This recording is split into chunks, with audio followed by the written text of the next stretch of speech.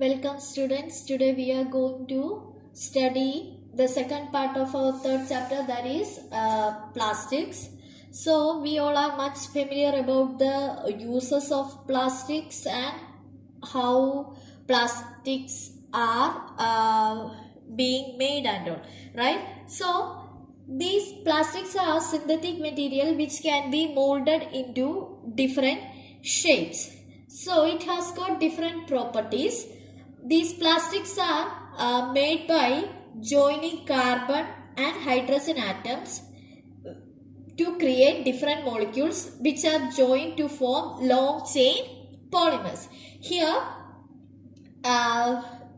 the two arrangements of molecules are given here. One is linear arrangement of molecules, second one is cross-linked arrangement of molecules. In linear chains of molecule, they slide over each other and they will be easily flexible plastics. Whereas in cross-linked arrangement of molecule or cross-linked chains of molecule, they are rigid plastics. So, there are two types of plastics. They are based on the behavior on heating. These plastics are classified into two. They are thermoplastics and thermosetting plastic. Thermoplastic means it is a plastic which becomes soft and moldable when it is hot, and it will be set into a rigid form when it is cool. Thermoplastics become soft when it is hot and it will be rigid when it is cool. An example can be PVC, polystyrene, etc. Now we are moving to thermosetting plastic. Thermosetting plastics is a plastic which can be molded into desired shape only once. Okay, after it cools, we cannot remold it to other shape. It cannot be remolded again. So examples are bakelite, melamine, etc. Now we are moving towards the properties of plastics. Because of these properties only, these plastics plays a vital role in our day-to-day life. First property is plastics are resistant to chemicals. That means it will not be getting corrosion or it will not be getting damaged easily. Okay, so these plastics are also used for storing some chemical substances. Second one is strength. We all know that plastic is lightweight material and it is a long lasting or a durable one. So it has got much strength. Third one is thermal conductivity. Okay, so plastics are insulators of heat. What do you mean by insulator? Or what is a conductor? Conductor means the materials which allow heat to pass through it.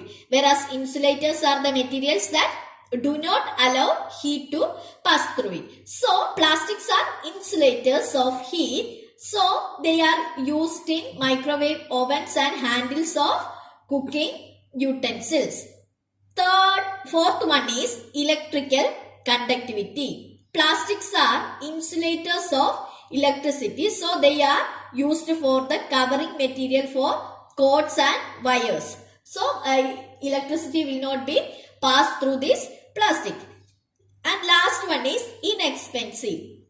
In a low cost, these plastics will be available for us. Next one, we are moving towards the common uses of plastics. We all know that plastics are used by us for huge purposes, right?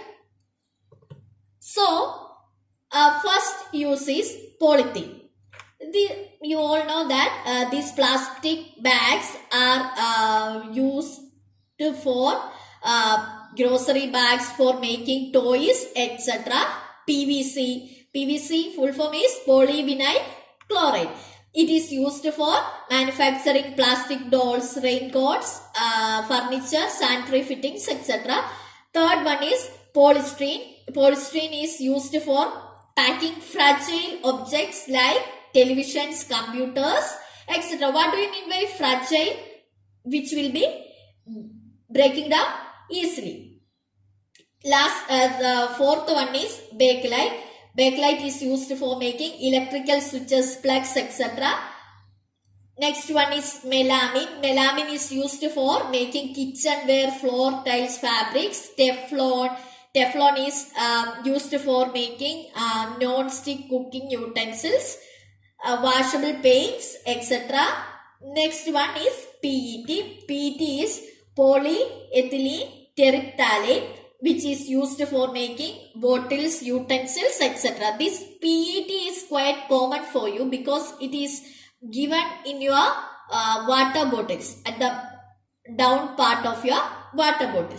Next one is plastics and the environment. We all know that plastics helps in our day-to-day life, but it also does many damages or many negatives to our environment, right?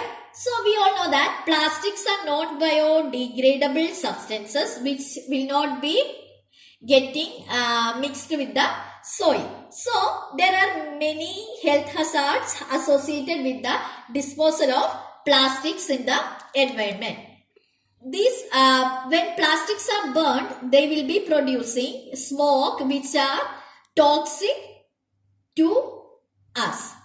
Animals which are feeding on these garbages will be swallowing this plastic along with their food, and which chokes in their stomach, and this will be leading to the death. So we have a much responsibility towards the environment. We should dispose these plastics in a suitable manner, as well as we should reduce the use of this plastic. We have heard about 4 R's, right? Reduce, reuse, recycle, recover. So these our responsibility towards the environment should be done properly by us, by not to throw these plastic materials in public places, use more jute bags, cotton bags, etc.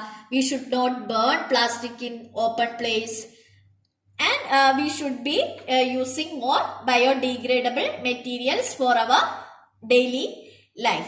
So go through this chapter. On the next video, we will be discussing the question answers. Thank you.